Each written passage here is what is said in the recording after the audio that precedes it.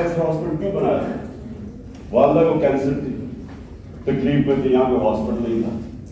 میں نے ڈاکٹر کو میو ہاسپٹل میں، مجھے بھی یاد ہے ڈاکٹر مسعود ہوتے تھے، میں ان سے کنسلٹ کرنے گیا آپ کی والدہ کا.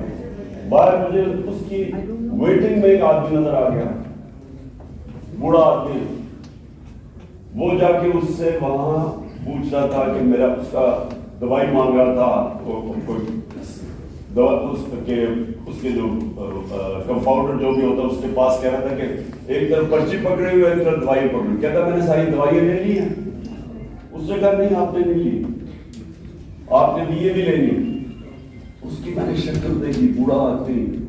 جب وہ گیا میں نے اس سے پوچھا کیا ہوا اس نے کہا یہ سارا دن مزدوری کرتا ہے اور ساری رات اپنے بھائی کے ساتھ بیٹھتا ہے جو کینسر بیمار. تب میں نے فیصلہ کیا کہ ہمارے جیسے لوگوں کو اتنی تکلیف، امیجن کریں بیچارے غریبوں کے اوپر کیا گزرے.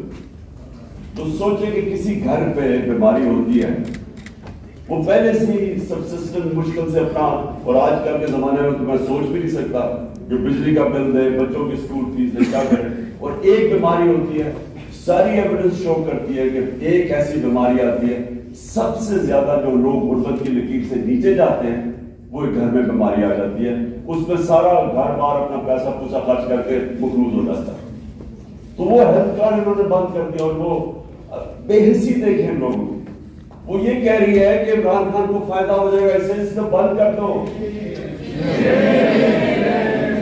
اور وہ دوسرا کچھ سوچ رہا ہے، ہاں وہ کہہ رہا ہے، وہ دوسرا کہہ رہا ہے بند کر دیتے ہیں. اور میں کہوں گا ہمارے پاس پیسہ نہیں.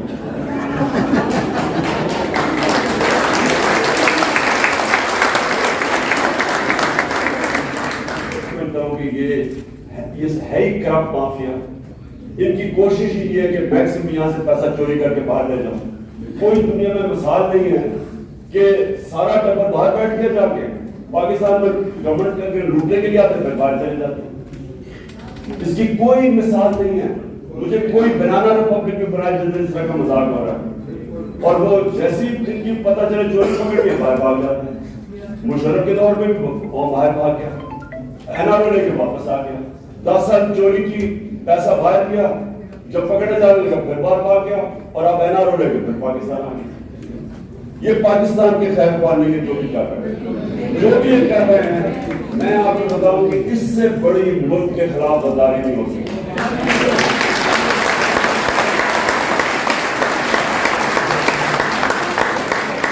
اور چھوڑے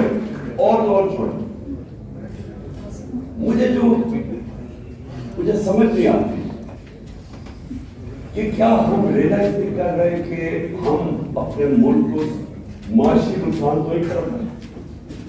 ہم اس ملک کی اخلاقیات کس طرح تباہ کر رہے ہیں.